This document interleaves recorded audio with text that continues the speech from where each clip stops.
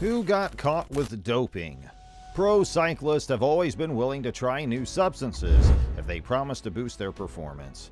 The ancient Greeks utilized figs and mushrooms, while the Egyptians thought ground mule hooves would help them perform better in sports. Pro cyclists have always been driven to win, but the emergence of performance-enhancing substances has resulted in trophies being taken away, athletes being banned from participating in sports, and other consequences. Hello everyone, welcome back to Cycling Right Now. Today, we are going to talk about a topic that is very new, quite unusual, but still very interesting to you all.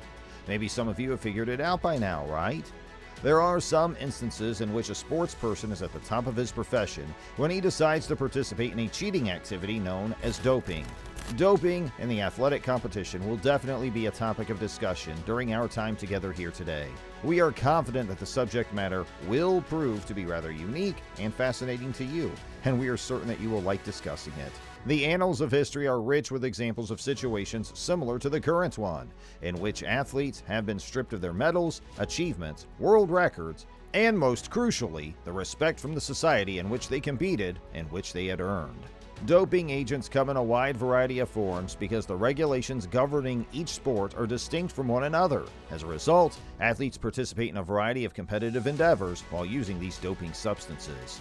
We are going to discuss the method of doping that is now being used, as well as those individuals who have been caught engaging in this practice. Are any of you interested in finding out more about that? Well, leave a comment below and tell us what you believe we are going to discuss today. In addition to that, please subscribe to our channel to become part of our family. Okay, let's go. As we all know, doping agents come in many forms since different sports call for various abilities. Increasing testosterone levels and anabolic steroids are commonly utilized in sports, despite the fact that their use is associated with potentially fatal adverse effects, such as acne, high blood pressure, and liver damage. Doping the blood and the use of synthetic oxygen carriers are both common practices that are used to increase the capacity of the blood to carry oxygen. In their pursuit to break through performance barriers, some athletes may be tempted to look elsewhere for an edge on the competition, besides their training and diet. And friends, you know what? Many athletes have used drugs to gain an unfair advantage, including on the biggest stage at the Olympic Games. Propranolol is another substance used for doping in shooting and archery sports. Competition in archery and shooting sports calls for a level of focus and attention that is challenging to achieve when competing under the stress and tension of competition. You can regulate your breathing and calm your adrenaline rush with the help of propranolol.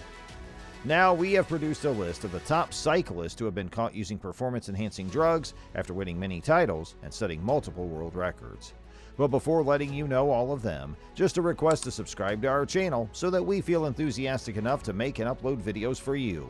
And also do comment on your take on the topic because we appreciate your active participation of yours. Okay, let's move further to the video. Marco Pantani, the first name who was trapped in the web of doping. Pantani won the Tour de France and the Giro d'Italia in 1998. The next year, a blood test showed that his hematocrit level was too high, so he was kicked out of the Italian race before the final mountain stage.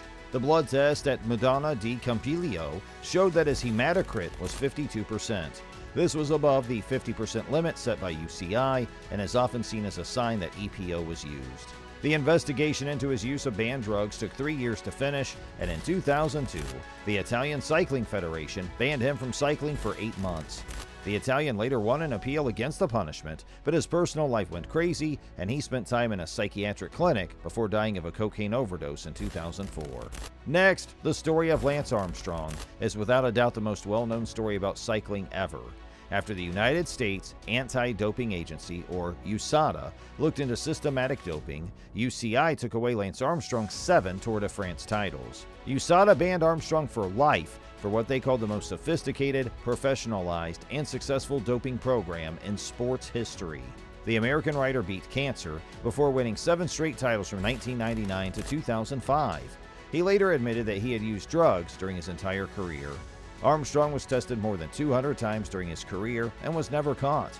UCI President Pat McQuaid said that this was because the cheaters were better than the scientists. USADA's case against Armstrong was backed up by more than 1,000 pages of documents and testimonies from 26 people, including 15 riders, who all said they knew about doping on the U.S. Postal Service team. When doping is being discussed, how can we forget the Tour de France in 2006, which was considered to be one of the dirtiest editions ever? Top riders such as Jan Ullrich, Ivan Basso, Oscar Sevilla, Giuseppe Bellocchi, and Francisco Mancebo were disqualified one day prior to the beginning of the race for their involvement in a blood doping scandal that would later be referred to as Operación Puerto. The scandal broke the day before the race even began. Floyd Landis of the United States was declared the winner of the overall competition, despite the fact that the race was wide open. A urine sample that was handed in by Landis after stage 17 and tested by the Phonak cycling team was found to have an abnormally high ratio of testosterone to epitestosterone. This news was revealed on July 27, 2006 by the Phonak cycling team. Landis was stripped of his title, given a 2-year ban, and fired by his team after his B sample also tested positive for performance-enhancing drugs.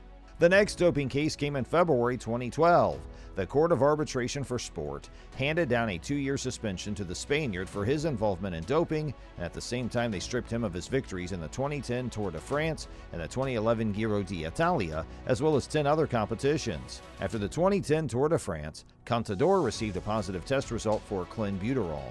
However, he insisted that he had failed the test because he had consumed contaminated Spanish steak. The suspension was retroactively applied to the date of January 25, 2011, which meant that he was free to compete in the Tour de France in 2013, where he ended up placing 4th.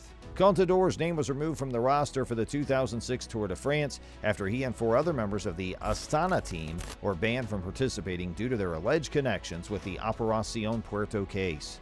Contador is no stranger to having his name associated with doping, as his name was also removed from the roster for the 2004 Tour de France. In July of that same year, the accusations against Contador and his co-workers were dropped.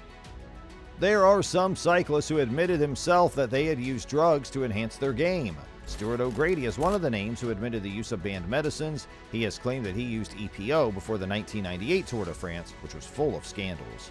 That year, O'Grady won the first of 4 tour stages, but the Festina scandal made the race hard to watch. His confession came just 3 days after he said he was done riding after 17 tours. Another name came forward. After the U.S. Anti-Doping Agency investigation that led to Lance Armstrong's lifetime ban, Matt White admitted to doping for most of his professional career last October. White used to be on Armstrong's team. He was given a backdated 6-month ban and had to quit his job as a national coach. But when his suspension was over in April, he went back to work as a sports director for the professional cycling team Green Edge in Australia. Friends, in this film on doping, we watched the cyclist being caught in the act, and it was really interesting to see. We thought that watching the complete video was a lot of fun to do. If it was, then please leave a heart in the comment box, and also feel free to give your thoughts about the video. Be sure to subscribe to the channel before you move. Okay, take care, bye.